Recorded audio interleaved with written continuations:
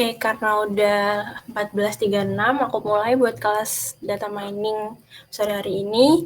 Assalamualaikum warahmatullahi wabarakatuh. Selamat sore teman-teman semuanya. Sore, Mbak. Sore, Mbak. Oke, makasih buat yang udah nyempetin waktunya buat join sore hari ini. Ya, selamat menjalankan puasa bagi yang menjalankan. Buat yang enggak, jangan makan di depan teman-temannya yang puasa ya. Terus, oh iya, aku mau tanya dulu ini, kalau misal dari kalian, kalau jadwalnya tetap kayak gini selama bulan puasa, aman nggak? Atau ada yang keberatan?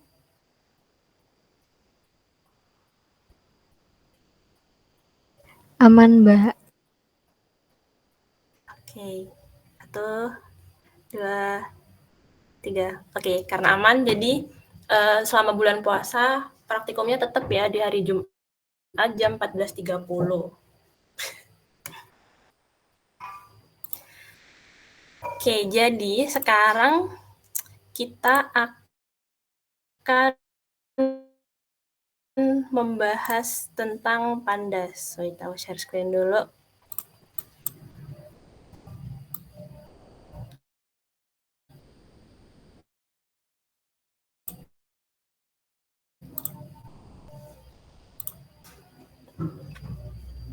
Oke, share screen-ku masuk nggak? Oke, makasih. Oke, buat sore hari ini kita bakal bahas tentang pandas. Sebelumnya ada yang udah tahu belum pandas itu apa? Boleh open mic.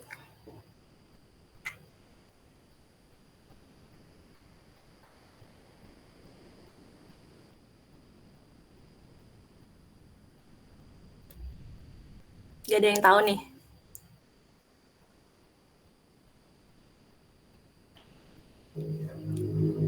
Baiklah, karena tidak ada yang tahu.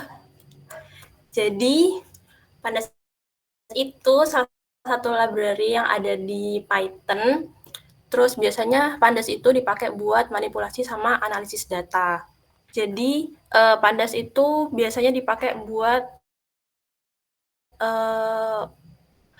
ngemanipulasi data yang bentuknya itu tabel gitu. Terus dia itu biasanya dipakai buat preprocessing data, terus buat data cleansing, terus eksplorasi data, sama intinya ini tuh buat preparing data si pandas ini. Tuh, terus di pandas itu ada 2 data struktur data. Yang pertama itu ada series. Jadi di series ini tuh si pandas itu nampilkan struktur data itu dalam bentuk 1 dimensi. Terus dia itu di series ini dia tuh bisa nyimpan berbagai macam tipe data. Contohnya tuh kayak ada integer, bisa nyimpan string, bisa nyimpan angka desimal, dan juga masih banyak tipe data lain yang bisa disimpan di series ini. Terus secara gampangnya buat bayangin itu si series ini tuh kayak nampilin satu list gitu, kayak kan kalau misalnya tabel tuh kan bentuknya kotak-kotak. Nah, ini tuh cuman 1 kolom aja gitu. Itu series. Terus satunya tuh ada data frame. Jadi si data frame ini tuh dia tuh ada baris sama kolomnya. Jadi kalau di yang series tuh nggak ada baris, nggak ada kolomnya. Jadi kalau di data frame-nya nggak ada, dia tuh ada baris sama kolomnya. Terus kalau bisa dibayangkan itu kayak ya udah kayak tabel biasa gitu, tabel spreadsheet. Gitu. Terus jadi apa sih bedanya si data frame sama series itu? Yang pertama itu si dimensionalitasnya. Jadi kalau series itu cuma 1 dimensi, cuman ada kolomnya aja. Terus kalau di si data frame itu 2 dimensi, ada baris sama kolom. Terus strukturnya itu buat series tuh cuma kolom tunggal aja, kayak 1 kolom aja gitu. Kalau data frame itu baris sama kolomnya tuh ada banyak tuh. Terus tipe datanya tuh di series tuh sama semua yang disimpan. Jadi kayak kan biasanya 1 kolom tuh identik sama datanya itu sama semua karena dia disimpan di satu kolom. Makanya di series ini karena dia cuman kolomnya satu, maka tipe datanya itu sama di satu kolom itu di series itu. Sedangkan kalau di data frame kan beda-beda. Jadi kalau misal di tabel tuh kan kita bisa nyimpen tanggal kan date time, terus misal nyimpen udah string, terus itu kan udah beda tuh. Nah itu di data frame. Sedangkan kalau di series tuh kayak udah cuma nampilinnya namanya aja kan string aja tuh satu kolom. Tuh, terus buat operasinya dia tuh dilakuin pada seluruh elemen. Sedangkan kalau di data frame itu bisa per baris atau per kolom atau bisa kayak di satu data tertentu aja gitu buat di data frame. Terus kalau penggunaannya si series ini tuh variabelnya tuh cuman satu, jadi dia tuh sederhana banget karena dia cuman terdiri dari satu kolom tunggal. Sedangkan kalau di data frame tuh dia datanya tuh lebih kompleks, terus variabelnya itu ada banyak gitu, ada beberapa variabel yang bisa terkait di data frame ini. Nah, ini dia bentukan dari series dan data frame. Ini bisa dilihat. Ini kan bentukannya ya udah cuma satu kolom aja gitu. Sedangkan kalau di data frame ini dibentuk kayak tabel gitu. Karena ini berhubung yang dipanggil cuma satu ya, satu kolom. Jadi ini data frame-nya yang muncul cuma satu. Tapi kalau misal dipanggil semua di satu dataset itu ntar bakal nampilnya banyak, ada title, ada ratings mungkin atau apapun itu. Sedangkan kalau di series tuh cuma satu aja gini. Tuh. Terus sampai sini ada yang ditanyain nggak?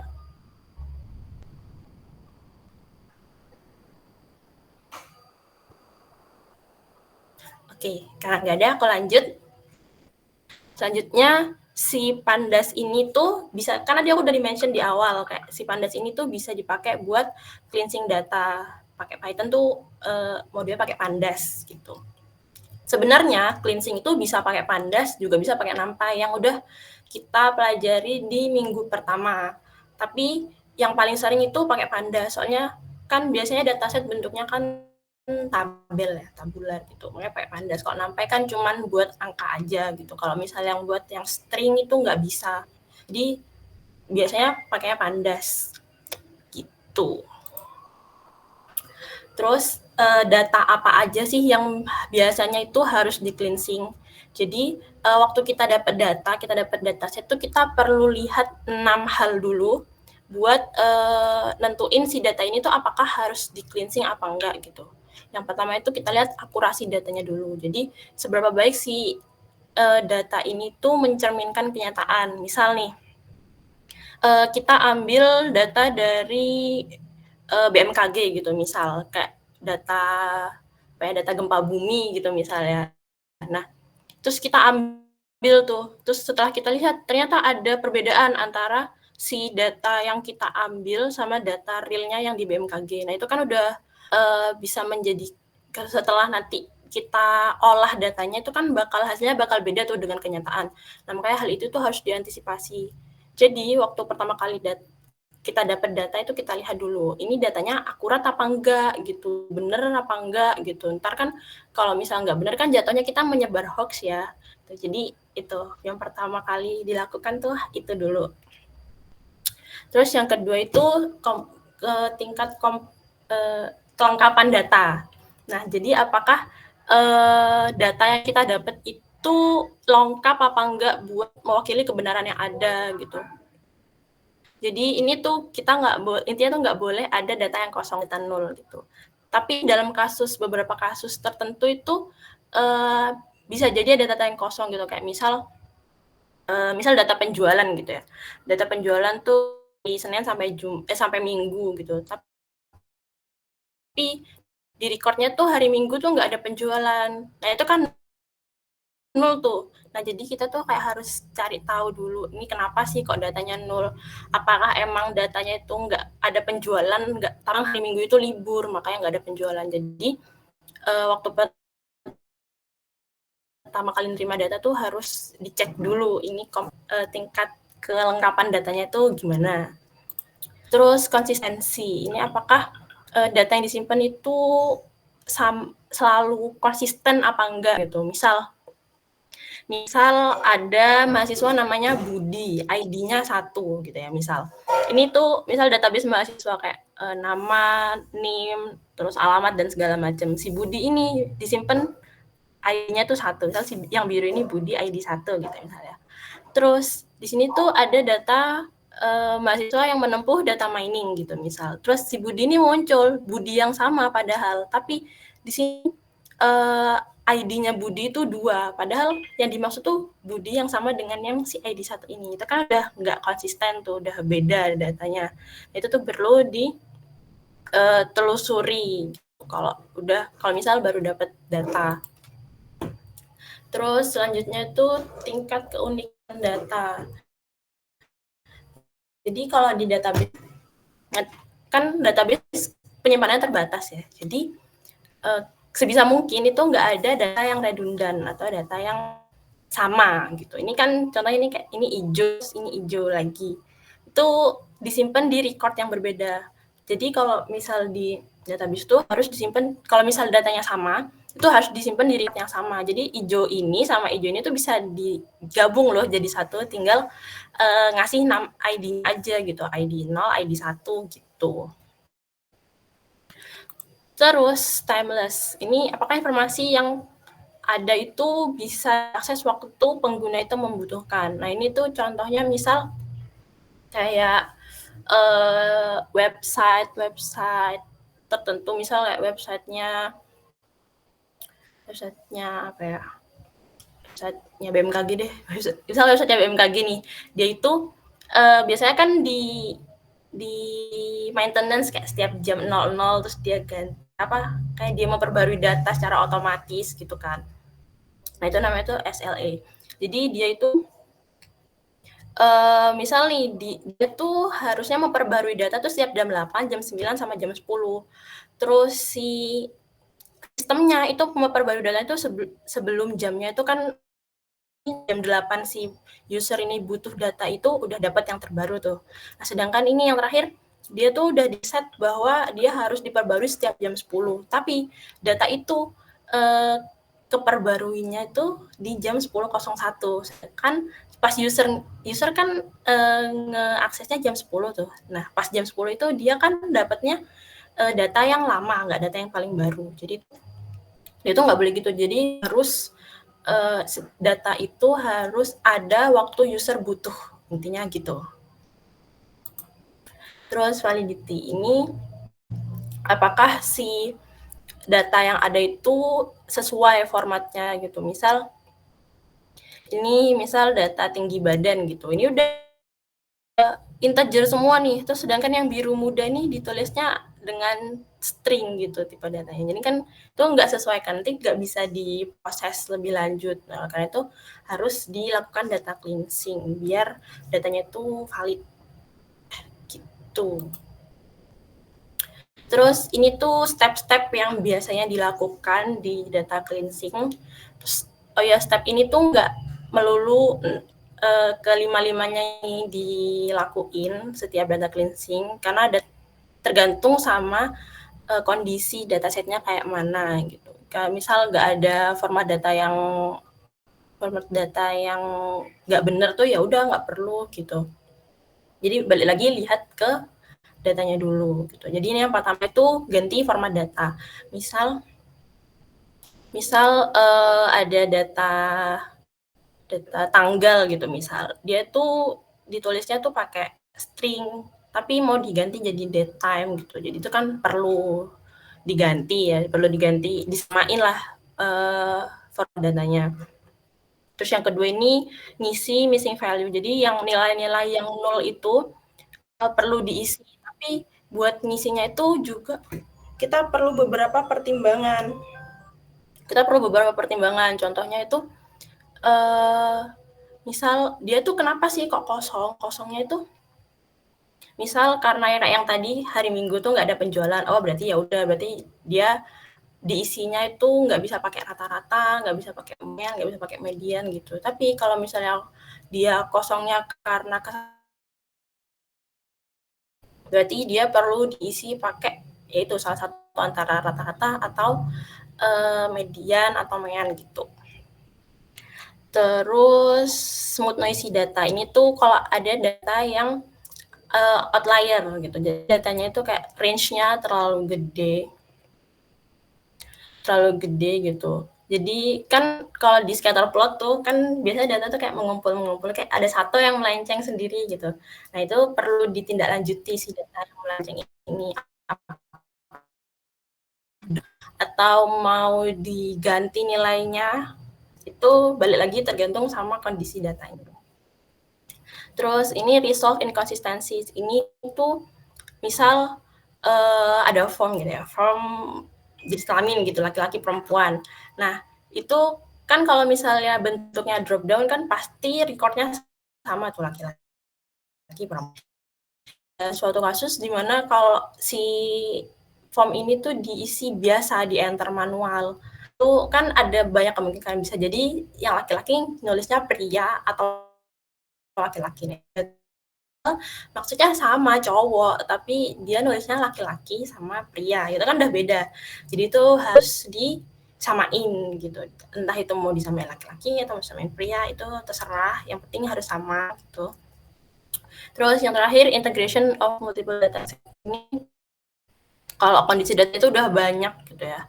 Jadi kita tuh perlu ngejoinin beberapa tabel buat melakukan preprocessing data. Ini tuh dipakai biar kalau misalnya kita mau cari insight dari suatu data itu bisa lebih optimal gitu, karena informasi yang kita peroleh itu joininnya tuh pakai si primary UID-nya gitu. Terus kayak ini tuh beberapa perintah yang biasanya dipakai buat data cleansing pakai Pandas. Ini ada info, ini buat lihat ya udah kondisi datanya kayak apa, rata-ratanya gimana, terus recordnya ada berapa, itu ada di info. Terus shape ini tuh buat lihat berapa baris, berapa kolom dari data itu. Terus ini df drop, ini hapus kolom yang enggak, data tuh ada banyak kolomnya, terus tapi yang kita cari insight-nya tuh ada yang enggak, intinya ada kolom yang tidak sesuai sama apa yang kita cari insight-nya itu. Jadi mending tuh di drop aja biar enggak berat run-nya gitu. Terus ini df drop, nah buat hapus baris yang nol. Kalau fill-nya itu isi baris yang isi ke kolom yang isi ke baris yang kosong. Terus duplikat ini buat lihat apakah di data itu tuh ada duplikat apa enggak. Jadi kayak ngeceknya tuh per baris gitu, kayak ini true, false gitu isinya. Terus drop duplicates ini buat hapus data yang duplikat.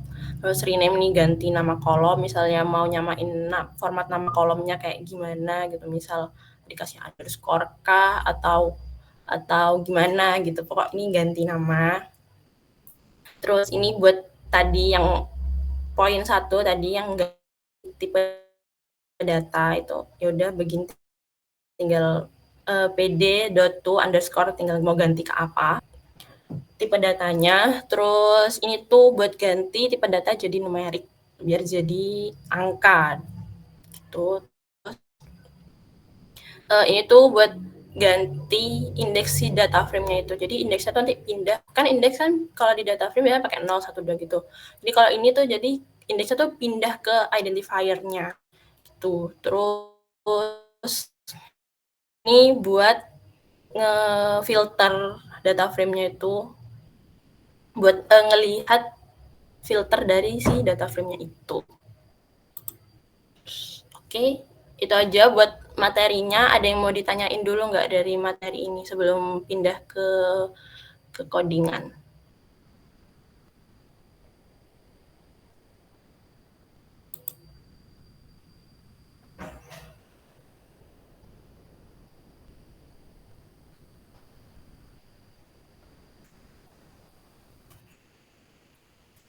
Oke, karena belum ada yang bertanya, jadi akan langsung ke codingan aja. Silakan Mbak Ren.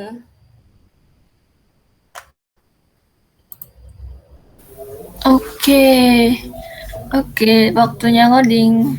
Bisa disiapin Google Colab-nya ya guys.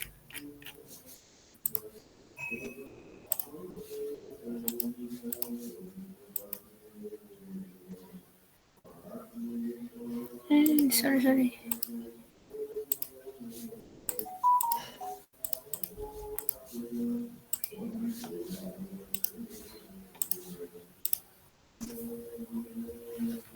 Udah kelihatan belum share screen-ku? Sudah, Mbak. Oke, thank you. Oke. Jadi seperti April tadi, hari ini kita bakal bahas library Pandas. Suara aku jelas kan ya?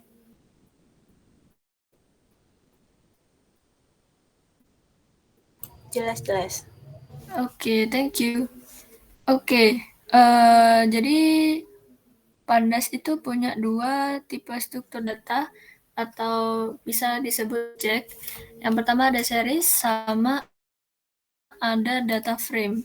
Nah, objek series itu punya 1 dimensi data dan memiliki indeks dan tidak mempunyai nama kolom karena hanya mempunyai 1 kolom. Jadi cuma 1 kolom aja.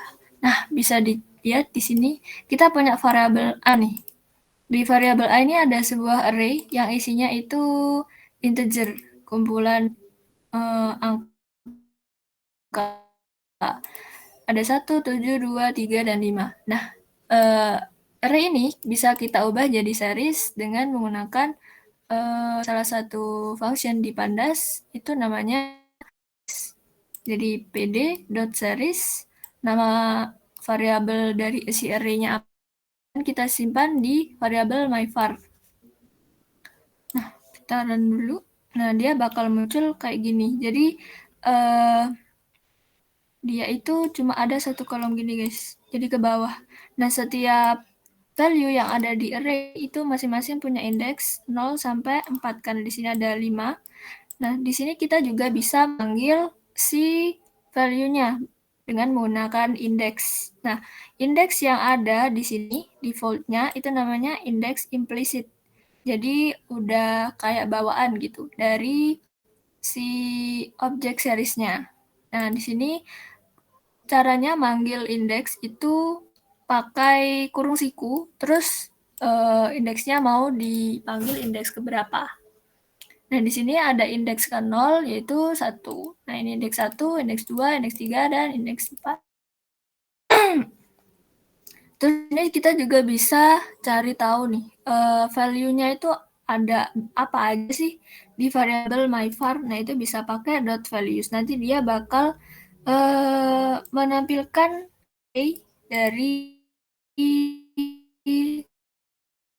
si myvar tadi. Nah, selanjutnya kalau ada indeks implisit, ada juga namanya indeks eksplisit. Jadi indeks eksplisit itu adalah indeks yang kita tentukan, kita buat sendiri. Jadi bukan default dari sana ya. Nah, sama eksplisit ini jumlah indeks harus sama dengan jumlah data. Jadi misal jumlah data, berarti indeks eksplisitnya juga harus ada 5. Nah, cara nambahin indeks eksplisit itu waktu kita mau bikin si array-nya jadi series, kita tambahin 1 lagi, parameternya itu indeks. Nah, di sini kita inisialisasikan si indeks eksplisitnya itu apa aja. Di sini dipakai A, B, C, D, E. Nah, ini berurutan ya. Jadi nanti dia bakal nge-replace, bukan nge-replace, dia bakal menginisialisasi si sel indeks 0. Dia bakal diinisialisasi sama indeks A. Terus 1 indeks B, 2 indeks C. Nah, coba kita run dulu. Nah, dia bakal munculnya kayak gini. Jadi indeks yang semula itu angka, itu bakal berubah jadi indeks eksplisit. Nah, cara manggilnya juga sama, tapi karena A ini adalah string, jadi perlu mau panggil si indeks eksplisitnya. Nah, dari sini kira-kira kalau udah ada indeks eksplisit, indeks implisitnya bisa dipanggil nggak ya? Nah, coba kita run. Nah, tetap bisa ya. Berarti kalau meskipun si indeks nya udah ganti, nah ini kalau misal mau nampilin indeksnya, itu bisa pakai dot index. Oke. Nah, setelah tahu indeks eksplisit dan eksplisit, kita bakal coba cari gimana sih kalau mencari pakai indeksnya. Nah, di objek series itu dikenal ada log sama ilog. Kalau log itu digunakan sebagai untuk manggil indeks eksplisit, sementara ilog itu digunakan untuk manggil indeks implisitnya. Nah, misalnya ini ya, kan di sini D itu berarti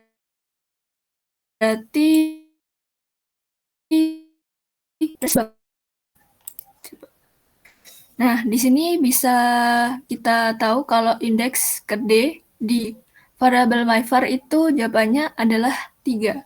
Tapi coba log, bisa nggak? Nah, dia error ya. Jadi kalau di series ini punya kalau log buat eksplisit, kalau ilog itu buat implisit aja. Kalau diubah dia bakal error. Nah, ini buat yang ilog. Nah, dia bakal jawabannya adalah 3 karena indeks ketiga. 3. Dan dari yang series ada yang mau ditanyain? Oke, kalau belum ada aku lanjut dulu. Selanjutnya ada dictionary menjadi series. Jadi nggak hanya array aja yang bisa diubah jadi series, dictionary juga bisa. Dan formatnya itu nama variabel sama dengan key, lalu value-nya. Nah, di sini ada nih dictionary tentang populasi.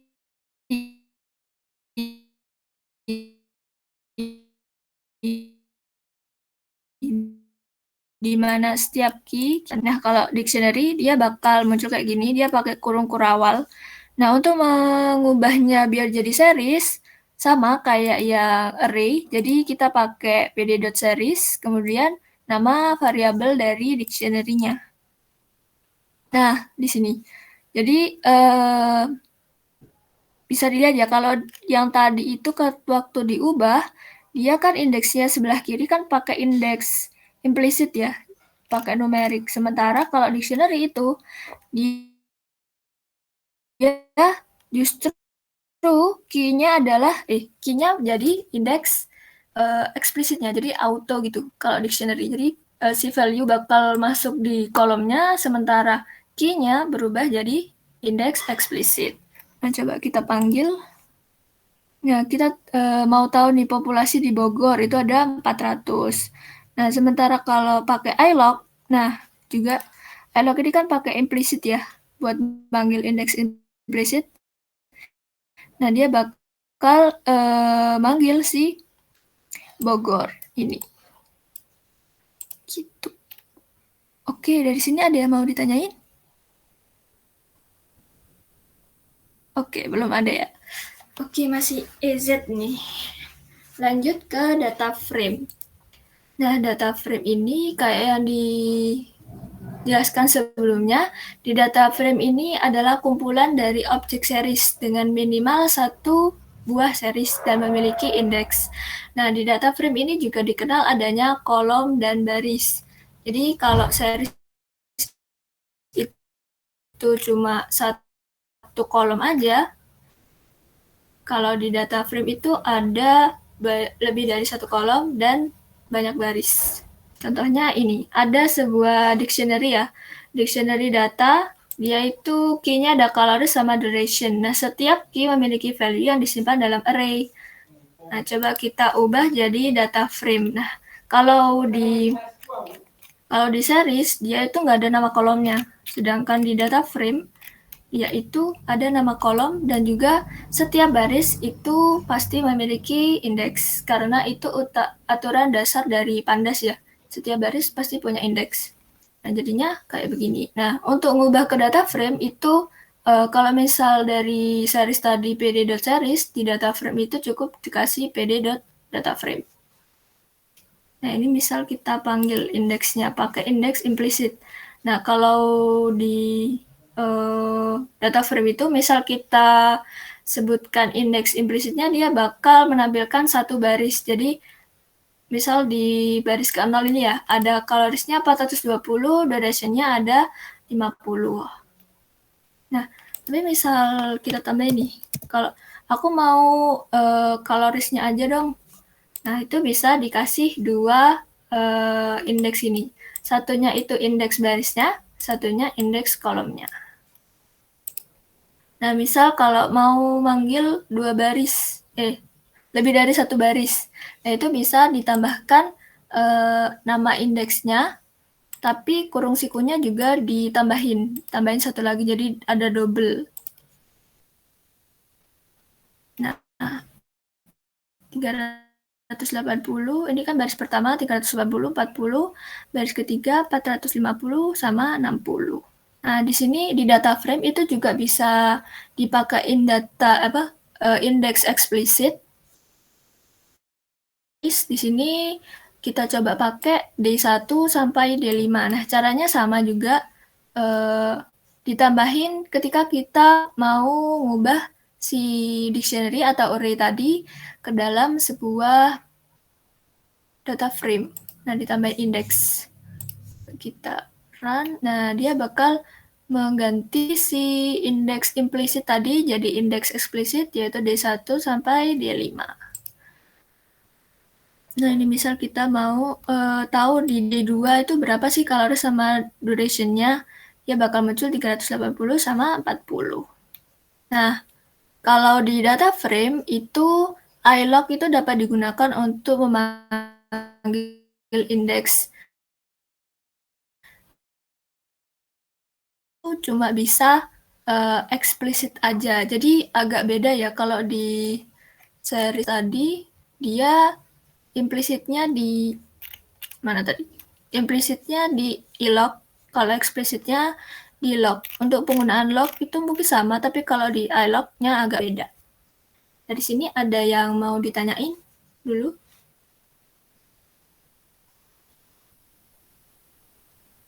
Oke, belum ada ya. Oke, lanjutkan. Jadi data frame. Nah, di sini aku ada dua dictionary nih.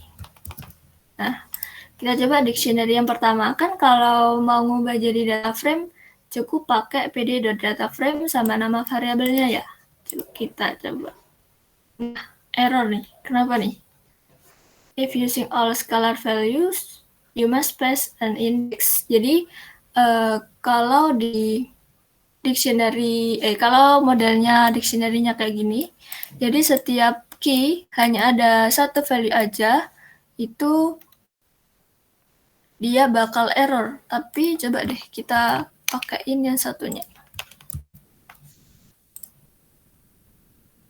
Nah, dia bakal bisa nih. Dia membuat sebuah data frame dengan nama kolomnya D1, D2, dan D3 sebanyak dengan posisinya di indeks ke 0. Coba kita bandingin sama yang dictionary kedua. Dia ada dictionary dengan key-nya ada 3, first name punya value yang disimpan dalam sebuah array. Nah, di sini bakal muncul ada first name-nya siapa, last name, age, dan dia bentuknya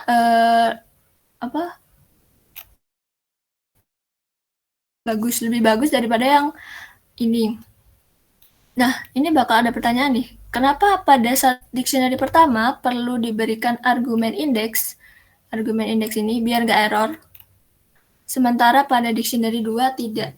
Ada yang mau bantu jawab?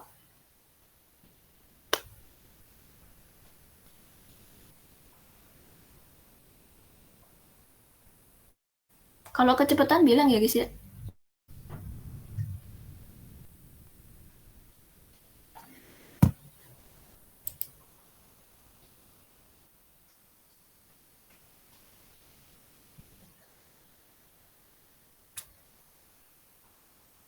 Oke, sepertinya belum tahu ya.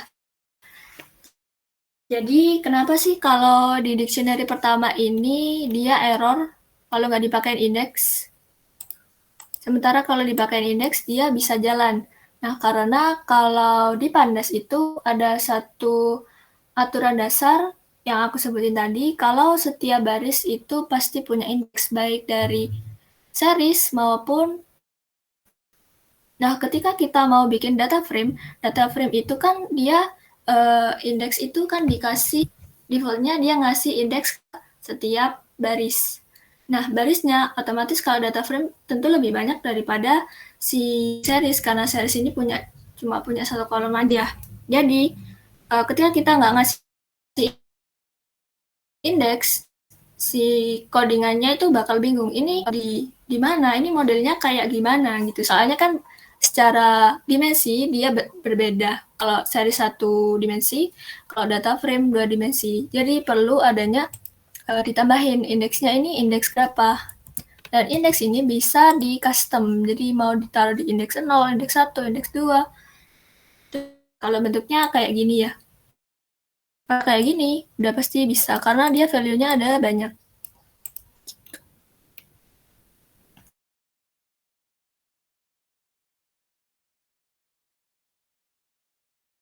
Atau masih dibingungin?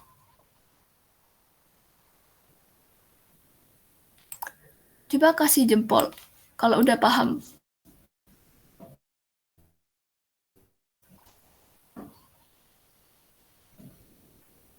Oke, mantap. Oke, masih EZ. Oh, ini kancret 1 ternyata. Nah, di sini juga ada selain dictionary, series itu juga bisa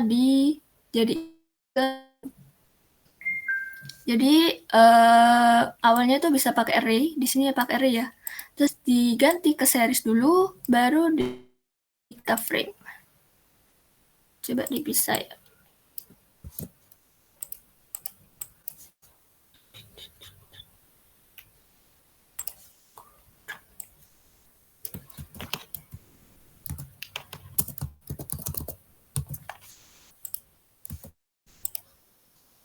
Nah, series kan bagiannya kayak gini ya. Dia isinya apple, pineapple, orange, grapes, banana. Dan punya indeksnya pakai indeks implicit, jadi numerik ya. Di data frame dia bakal kayak gini. Dia nggak punya nama kolom. Nah, maka dari itu kalau mau diubah jadi awalnya series terus diubah jadi data frame itu bisa ditambahin parameter argumen ya, kolom misal fruit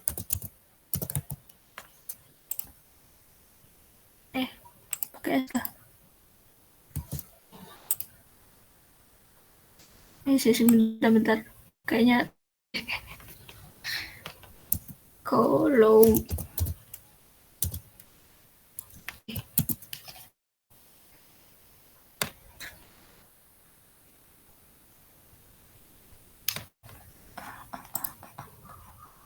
apa ya, bener apa guys?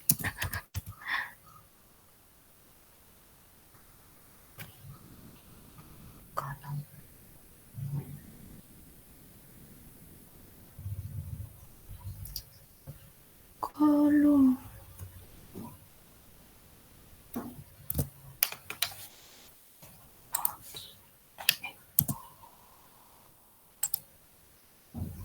ya, tetap error ya. Ya nanti deh. Nanti bisa dicek ya di anunya. Sebenarnya sih seharusnya bener, tapi kok apa pakai kursiku ya? Ya udah deh, nanti bisa dicek di codingannya ya. Aku benerin dulu. Nah, oh iya bener ternyata siku.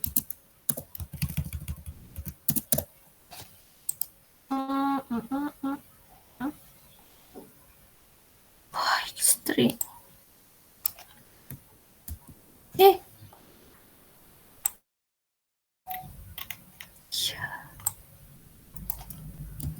Nah, ini ya yang benar ya. Jadi di kolomnya itu dinamain sendiri gitu. Ditambahin pakai string ya, pakai kurung siku ya guys ya. Jadi nanti dia bakal masuk di nama kolomnya. Gitu. Dari sini ada yang mau ditanyain? Udah jelas? Oke. Lanjut ke coding challenge. Di sini ada sebuah data frame. Oh, 10. Ada 10 baris ya. Nah, buatlah data frame dari data berikut. Maksudnya ada tabel. Kemudian cetaklah setiap indeks ganjil. Bisa dicoba dulu ya. Sampai 15-20 deh. Nah, tadi kan udah ada data frame gimana. Itu bisa diimplementasikan.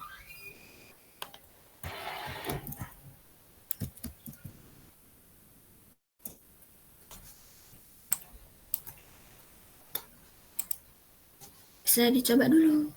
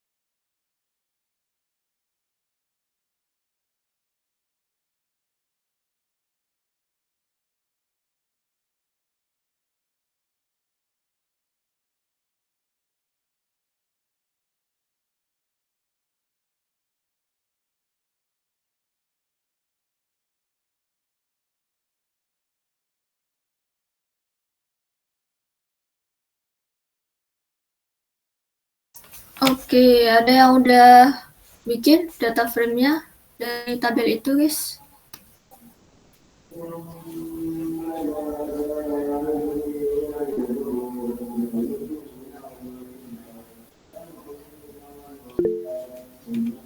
Oke.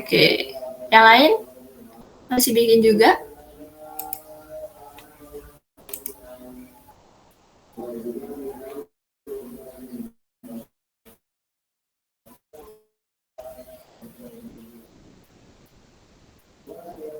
Oke deh, aku tambahin 2 menit lagi sampai 15.22.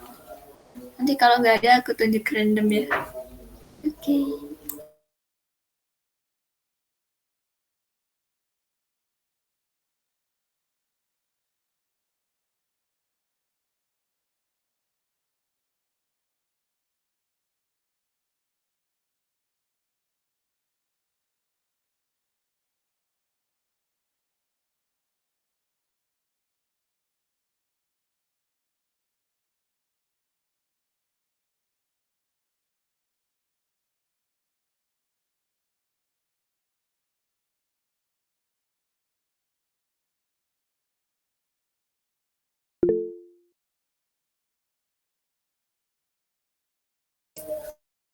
Oke, Fai. Tadi Raisen mau udah bikin belum?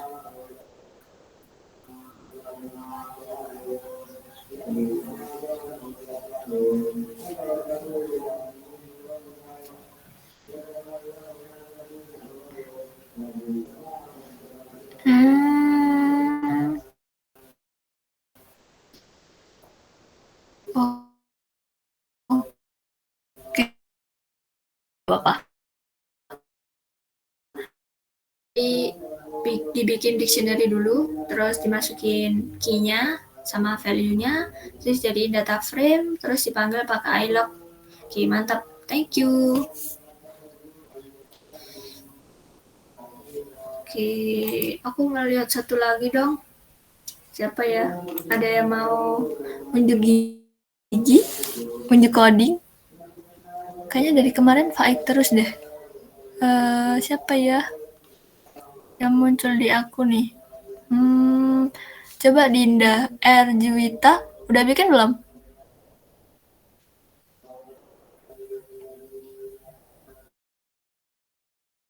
Belum, Mbak. Oh, belum. Yang selain Faik ada lagi?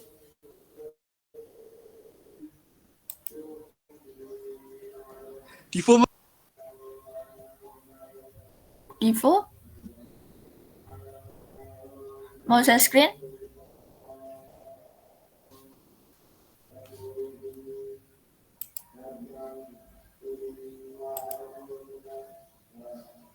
Oke, kalau nggak ada lagi, oke udah bener ya berarti punyanya yang Faik tadi.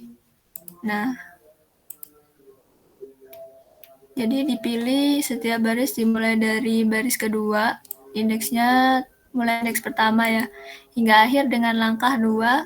Jadi setiap baris yang ditampilin tuh barisnya ganjil. Oke, dari data frame sama data series nih, data frame sama series ada yang mau ditanyain? Cara bikin series, cara ngubah objeknya, terus mencari pakai indeks. Aman? Aman guys? Coba kasih jempol deh kalau aman.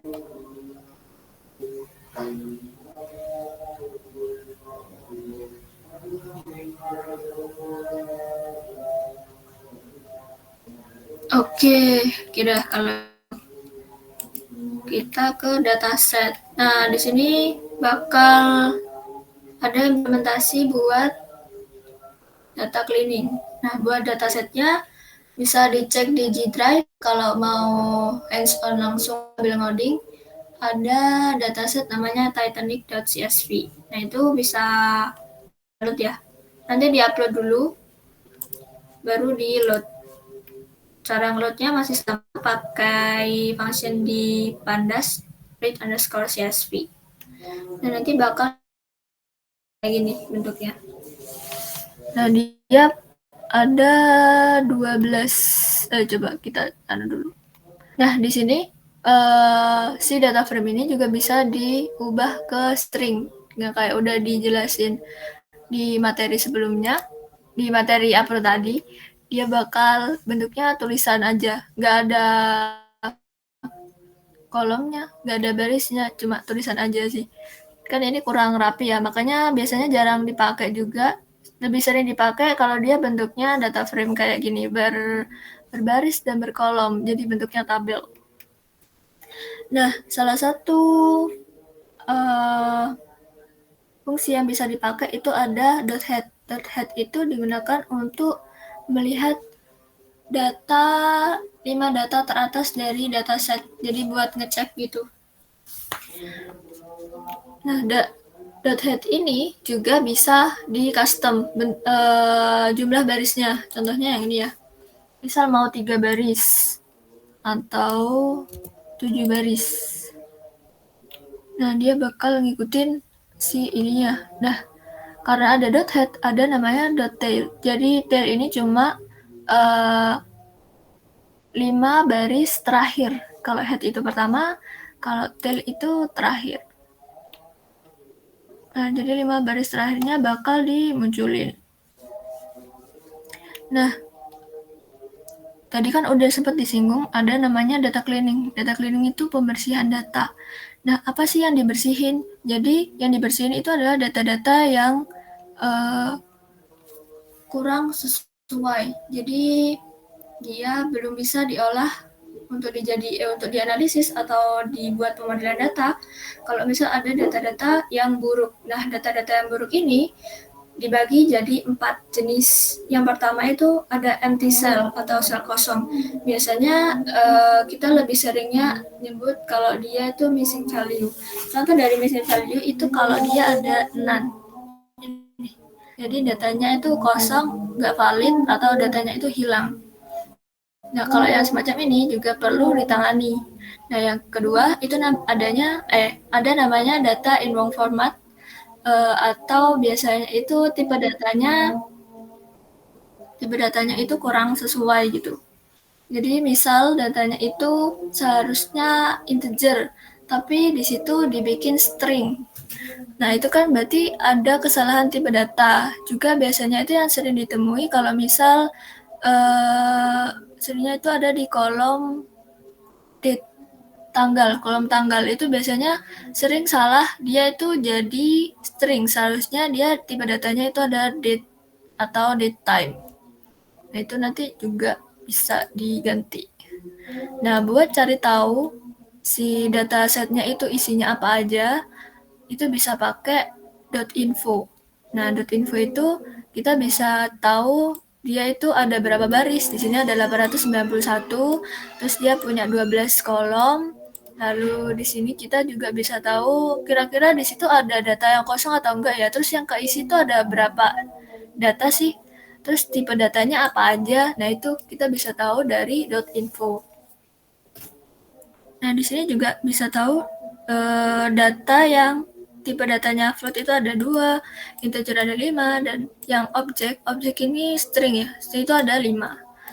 Nah, di sini kelihatan kan ya, kalau di sini kan ada 891, sementara di sini ada yang 714, 204, dan 889, berarti ada indikasi kalau dia itu ada missing value, ada sel yang kosong. Nah, setelah ngecek itu, kita juga perlu ngecek adanya,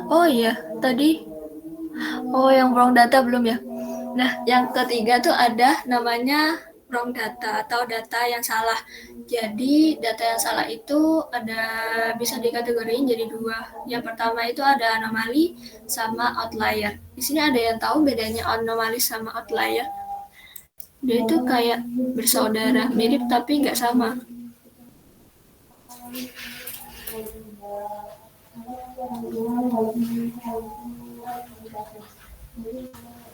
Oke, kayaknya belum ada yang tahu ya. Jadi kalau anomali itu lebih kayak data yang tidak seharusnya. Contohnya misal ada kolom umur. Nah, di kolom umur itu ya kita kan tahu kalau umur itu kan bergeraknya dari 0 ke 0, 1, 2, 3, pokoknya ke angka yang positif. Kalau misal kita ketemu data yang umur itu kok umurnya ada minus 10, nah umur siapa yang minus 10? Umur gak ada yang minus kan.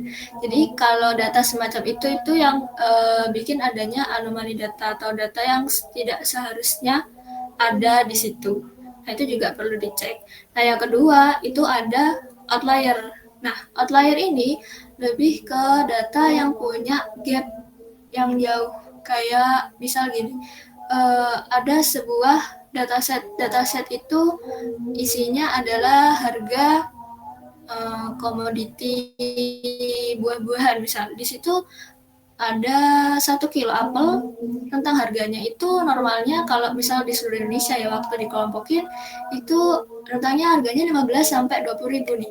Terus ada di suatu daerah A gitu, dia tuh harganya 100 ribu. Nah, kan nggak masuk, akan jadi pertanyaan kayak, ini tentang harganya kok jauh banget dari yang lain. Nah, itu juga bisa dicurigai, karena bisa aja ada kesalahan inputan, atau Ya biasanya sih kesalahan inputan sih. Nah itu bakal kelihatan kalau kita visualisasikan sama diagram namanya box plot. Nah itu bakal ada titik biasanya. Jadi dia di luar rentang yang seharusnya gitu. Terus yang terakhir itu ada duplicates. Duplicates itu duplikat data. Jadi ada data yang double. Nah itu juga perlu ditangani dan termasuk data yang buruk juga. Nah data-data kayak itu tadi yang perlu dibersihkan untuk sebelumnya, untuk setelahnya itu diolah atau dianalisis. Nah ini tadi kan udah ngecek ya buat yang data in wrong format sama empty cell.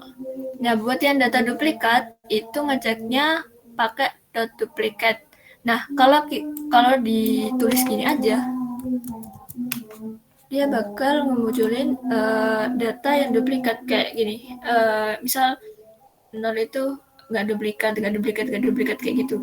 Jadi per baris dia akan menilai pakai boolean.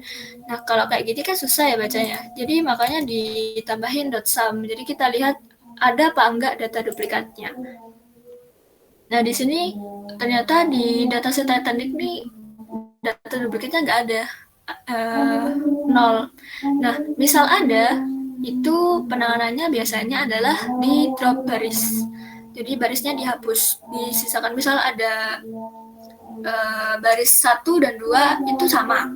Nah, disisakan satu aja, baris yang satunya lagi itu dihapus. Nah, itu bisa pakai drop underscore duplicate gitu. Jadi nggak usah di-select dulu tempatnya, nanti dia bakal otomatis ngapus data yang ada duplikatnya. Nah tadi kan ada missing value-nya ya. Cara ngeceknya biar lebih ringkas juga, itu bisa pakai sum. Nah, di sini kita tahu di antara 12 kolom itu ada 3 kolom yang dia ada null value. Kolom H, cabin, sama embark. Nah, di sini coba kita tangani dari yang paling banyak dulu, kolom cabin. Nah, di kolom cabin jumlah seluruh data entry itu ada 891. Sementara kolom cabin itu berjumlah 204 dan sisanya adalah null value. Nah, ketika kita dihadapkan semacam ini, nah ini banyak yang kosong ya, bentuknya kategorikal. Nah, kalau null value-nya lebih dari 50% itu bisa ada dua asumsi. Yang pertama itu di drop atau diganti dengan modus, diisi dengan modus. Tapi setelah itu kita juga perlu ngecek dulu kira-kira data ini tuh ngaruh banget gak sih di datasetnya. Nah kita cek dulu ya di kolom kabin itu kan buat mengetahui dia posisi tempat duduknya di kabin mana gitu ya. Nah sementara si dataset Titanic ini buat mengetahui banyak kayak jumlah penumpang yang survive ya di sini. Nah, intinya tuh ada di kolom yang survive ini.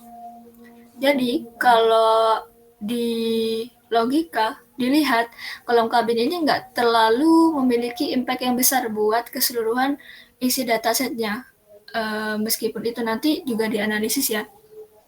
Jadi si kolom kabin ini bisa di drop. Nah jadi buat ngedrop data itu juga nggak boleh sembarangan. Kita perlu tahu dulu yang pertama dia null value-nya lebih dari 50% atau enggak, atau biasanya itu kalau misal jumlahnya udah terlalu banyak null value-nya. Soalnya misal diisi dia bakal menghasilkan data yang bias. Soalnya kan dia pakainya modus gitu. Terus juga seberapa berimpact sih kolom ini ke keseluruhan datasetnya. Maksud dari dataset itu gitu.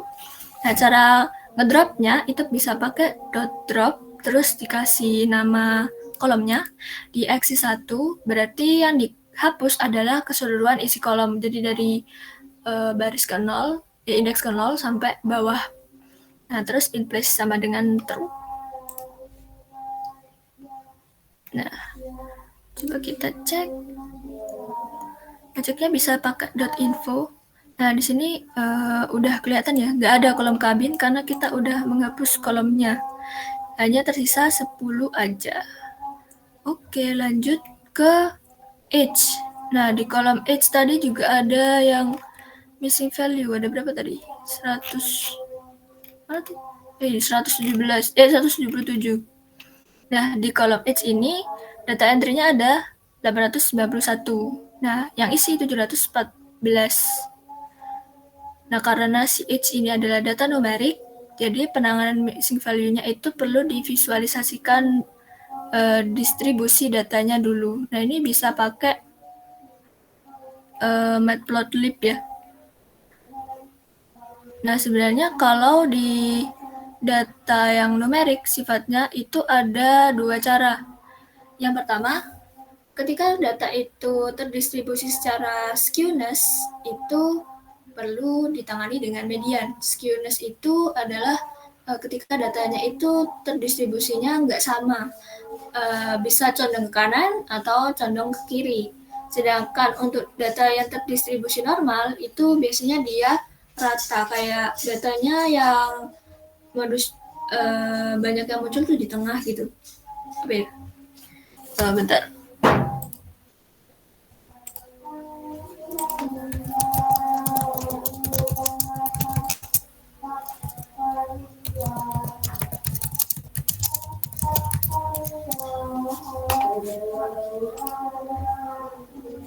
Nah, kalau normal tuh bentuknya kayak gini. Kalau positif, dia skewness positif, dia condong ke kiri. Nah, kalau skewness negatif, dia condong ke kanan. Nah, balik lagi ke sini.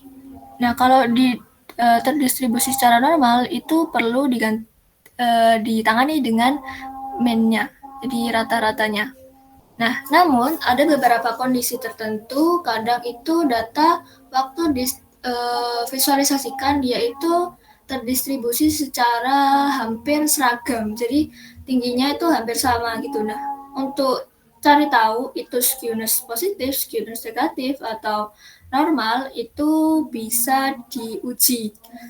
Jadi dicek dulu nilai skewness-nya pakai library namanya SciPy Stats. Nah, tapi karena di sini kita belum pakai itu, jadi karena di kolom di edge ini juga nggak seragam, jadi kita pakai yang ada dulu. Nanti mungkin bisa dieksplor sendiri buat yang SciPy Stats-nya. Nah, balik lagi di kolom edge ini, dari gambarnya kita tahu ya, ini gambarnya lebih mirip yang ini, positive skew. Jadi dia itu skewness positif. Nah, oleh karena itu, cara penanganannya adalah menggunakan median atau nilai tengah. Ya, median nilai tengah. Oke, iya. Nah, cara menanganinya itu kita bisa pakai ini. Jadi kita cari tahu dulu mediannya berapa, kita simpan di sebuah variabel, terus kita pakai functionnya namanya fillna. Fillna itu buat ngisi adanya missing value di sebuah dataset, ya, di sebuah kolom. Nah, itu langsung diisi dengan file yang udah isinya median. Nah, coba kita run. Nah, dia yang awalnya ada 177 itu empty cell, sekarang udah terisi jadi 891, udah full pakai median. Nah, buat yang aturan yang ini itu pakem ya, setauku ini udah pasti gitu. Nah, yang ketiga ini ada kolom ya, kurang terakhir 889 terisi, berarti ada 2